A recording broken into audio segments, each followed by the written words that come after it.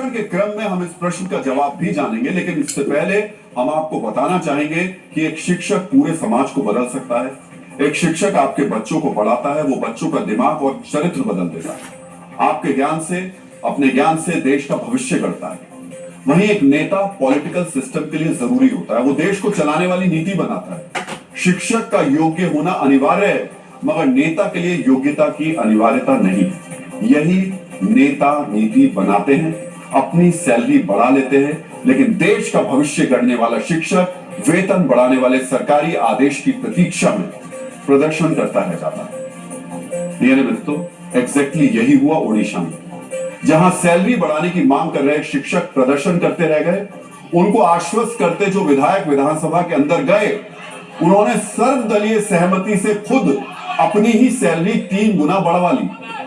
इसलिए आज हम नेताओं के इस नैतिक भ्रष्टाचार का विश्लेषण करेंगे। मित्रों, ओडिशा में विधायकों, मंत्रियों और मुख्यमंत्री के वेतन में अप्रत्याशित बढ़ोतरी हुई है। वेतन तो छोड़िए, पेंशन में भी वृद्धि कर दी गई। और सुनिए, नया नियम ऐसा बना दिया गया कि हर 5 साल में वेतन, भत्ता और पेंशन में बढ़ोतरी होगी। एक बात और, अब आगे से जब भी माननीयों की सैलरी बढ़ाने की बात होगी, तब कोई बिल लाने की जरूरत नहीं पड़ेगी, बल्कि एक अध्यादेश के जरिए ही वेतन, पेंशन बढ़ जाएगा। मित्रों, सबसे पहले जानिए कि ओडिशा में माननीयों को अब कितने वेतन मिलेगा। एक विधायक को पहले सभी तरीके के भत्ते जोड़कर 1,11,000 रुपए मिलते थे, अब सीधे 3,45,000 रुपए मिलेंगे। इसका अर्थ यह हुआ कि एक ही झटके में माननीयों की सैलरी 3 गुना से ज्यादा बढ़ गई।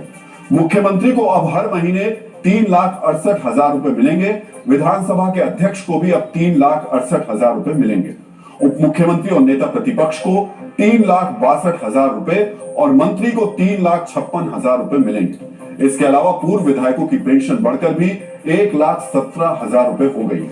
जो ये बढ़ी हुई सैलरी और पेंशन है, वो जून 2024 से लागू होगी। इसका अर्थ ये हुआ कि माननीयों को लाखों रुपए का एरियर भी मिलने वाला है, यानी पिछला पैसा भी मिलने वाला है। मित्रों, एक विशेष जानकारी यह भी है कि ओडिशा के विधायकों को अब देश में किसी भी राज्य के विधायक से अधिक वेतन मिलेगा।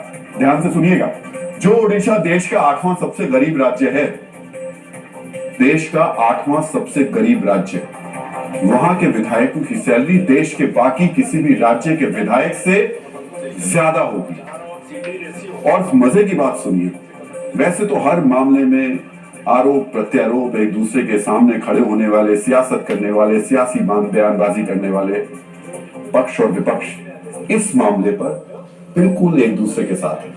सर्वसम्मति से यह फैसला लिया गया है। माननीयों का तर्क यह है कि महंगाई बहुत बढ़ गई है, 2017 से सैलरी बढ़ी नहीं है, इसलिए एक साथ इतनी बढ़ोतरी हुई है। लेकिन इन माननीयों के नैतिक, ये जो इन्होंने काम किया है, और इसको कुछ लोग नैतिक भ्रष्टाचार भी कह रहे हैं, उसके बारे में भी हम आपको बता देते हैं वो क्या है। जिस विधानसभा में बैठकर नेताओं ने अपनी सैलरी बढ़ा ली, उसी के बाहर शिक्षक वेतन बढ़ाने की मांग करते हुए प्रदर्शन कर रहे हैं। सैलरी बढ़ाने, नौकरी रेगुलर करने, बेहतर सर्विस कंडीशन और कई दूसरी मांगों को लेकर शिक्षक सड़क पर हैं। इसमें प्राथमिक विद्यालय के शिक्षक शामिल हैं। इसके अलावा आदर्श विद्यालय शिक्षक संघ, प्रखंड वृहद शिक्षक संघ, एसएसबी शिक्षक संघ से जुड़े लोग हैं। ओडिशा के प्राथमिक शिक्षकों का पे स्केल 2,200 रुपए का है। उन्हें हर महीने 23,600 रुपए मिलते हैं। उनकी मांग है कि उनका ग्रेड पे 4,200 रुपए कर दिया जाए। इससे उन्हें हर महीने 60 से 70,000 रुपए के बीच मिल जाएगा। लेकिन ये मांग भी सरकार पूरी नहीं कर पाई। मित्रों, हम आपको सुनाते हैं कि अपना वेतन बढ़ाकर शिक्षकों को उपेक्षा किए जाने पर प्रदर्शनकारी टीचर क्या कहते हैं। उन लोगों का दरमा वृद्धि हुई, हम लोग स्वागत कर रहे हैं, क्योंकि इस समय में देश के हर एक आदमी का जो पूर्व से था, अभी दरमा बढ़ना चाहिए। लेकिन जो शिक्षक का है, गवर्नमेंट एम्प्लॉय है, उनका भी दरमा बढ़ना जरूरी है।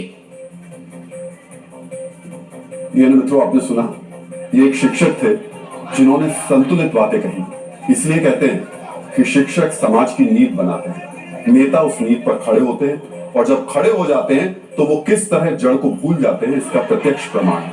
शिक्षकों को भूलकर अपनी सैलरी बढ़वाने वाले नेता क्या कह रहे हैं, अब उनको सुनिए जरा। भारतवर्ष में सबसे लोएस्ट सैलरी उड़ीसा के विधायक और पेंशन एक्सएमएल लोग पाते थे। जो अभी मार्केट का सिचुएशन है और जो जो अभी महंगाई का मार्ग है उसमें तो ये तो जरूरी है ना। एक विधायक ने जितना तनख्वाह लेते हैं एक शिक्षक ने ज्यादा लेते हैं।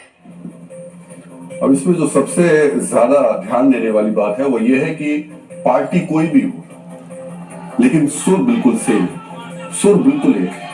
मित्रों, शिक्षा से जुड़े विशेषज्ञ कहते हैं कि देश में अगर सबसे अधिक किसी को सुविधा मिलनी चाहिए तो वो एक योग्य शिक्षक है, क्योंकि शिक्षक देश के भविष्य के लिए ये किसी भी 100 गुना ज्यादा, किसी से भी ज्यादा जरूरी है। एक योग्य शिक्षक अच्छे नेता, अच्छे डॉक्टर, अच्छे नागरिक, अच्छे इंसान बनाते हैं, लेकिन दुर्भाग्य है कि शिक्षकों की गिनती उपेक्षित लोगों की श्रेणी में होने लगी।